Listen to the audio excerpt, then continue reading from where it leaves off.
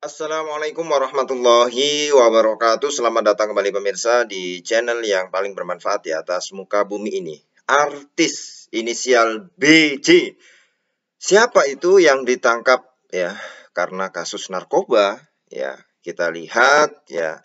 Ini artis BJ sebelumnya dikatakan ada yang nuduh atau mencoba untuk menebak ya, tapi kemudian artisnya itu, oh enggak, saya baik-baik saja, saya Pak sampai rumah nih, kenapa saya dituduh gitu kan.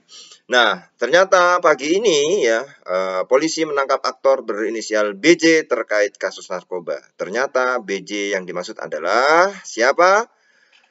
Ya, kalau kita lihat beritanya di sini adalah ya, BJ ya, memang sering muncul ini ya kalau lihat fotonya adalah Bobby Joseph ya, Bobby Joseph tulisannya ya, tapi J-nya itu bacanya Y ya, Bobby Yosep ya. Ya benar, Bobby Yosep, kata Kabid Humas Polda Metro Jaya Kombes Zulpan ketika dikonfirmasi hari Minggu 12 Desember 2021.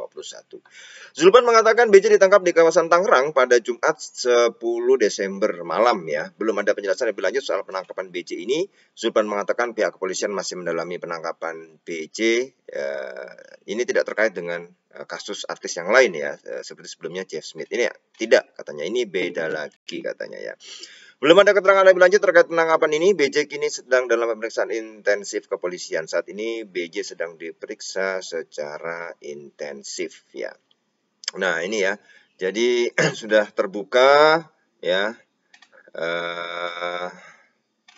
Ya ini apa namanya, BJ ini adalah siapa? Bobby Yosep. Ya, ini dibenarkan oleh Kombes ya Zulpan, yaitu sebagai Kabid Humas Polda Metro Jaya pada pagi ini Minggu 12 Desember 2021 ya. Ini menjadi pelajaran penting untuk kita semua para pemirsa, apapun itu alasannya, apapun itu apa ya, apa namanya, argumennya untuk menggunakan narkoba itu pasti tidak dibenarkan menurut undang-undang, menurut agama. Maka mari betul-betul ya, ini belum terungkap apa alasannya BJ ini, yaitu Bobby Joseph, itu memakai narkoba ya. Ini menarik sebenarnya ya, karena alasan-alasan argumen inilah yang kemudian bisa kita ambil hikmahnya. Oh, saya pakai untuk ini gitu. Itu mungkin pengakuannya. Tapi mungkin kita bisa membantahnya, ah masa untuk itu kita harus memakai narkoba. Kita mungkin bisa menggunakan yang lain.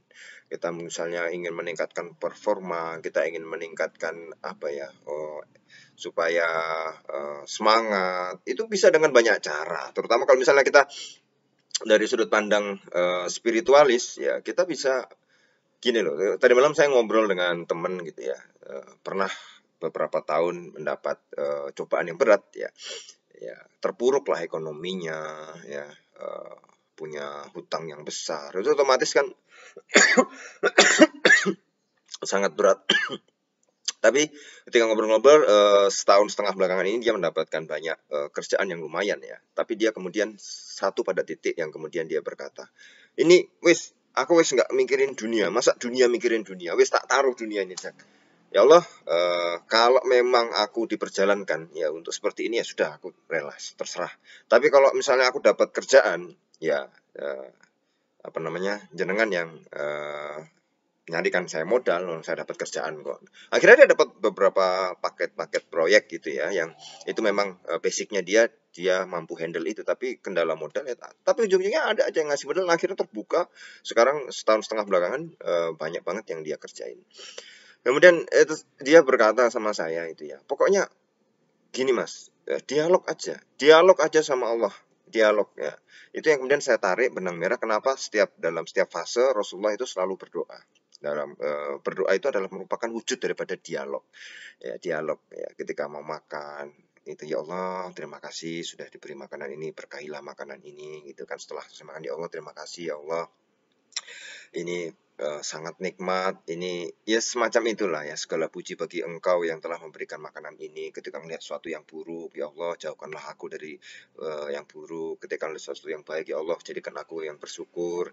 Terus dalam setiap peristiwa kehidupan itu selalu berdialog dengan Allah Subhanahu Wa Taala, yang itu kemudian jawaban-jawabannya bisa langsung, bisa ya mungkin tidak, tapi ada jawaban-jawaban dan kita membiasakan untuk berdialog dengan Allah.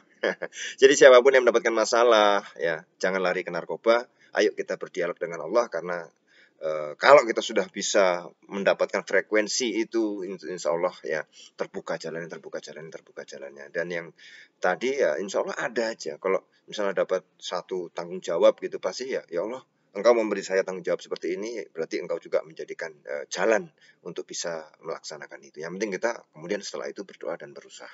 Ya, jangan dibalik berdoa dan berusaha supaya mendapatkan rezeki, karena rezeki itu sudah tertulis di Lauhil Mahfud. Maka ketika rezeki itu ada, ya pasti ada gitu ya. Maka setelahnya baru kita berdoa dan berusaha gitu ya, berusaha dan berdoa ya. Jangan dibalik berusaha berdoa supaya mendapatkan gitu ya. Ya pokoknya kita sudah istilahnya sudah sangat berdamai dengan kehidupan ini, sudah tidak ada apa lagi ya yang bisa kita ini kan. Ya sudah, kita serahkan, ya sudah gimana. Ya, ketika ada ini ya sudah, ini saya dapat, saya jalankan ya. Dan yang penting kita tidak pernah apa ya, rezeki sudah ada, yang penting kita tidak pernah menyerah untuk berusaha dan berdoa. Ya itu ya para pemirsa, mudah-mudahan kita terus bisa membuat diri kita lebih baik sebelumnya. Terima kasih. Wassalamualaikum warahmatullahi wabarakatuh.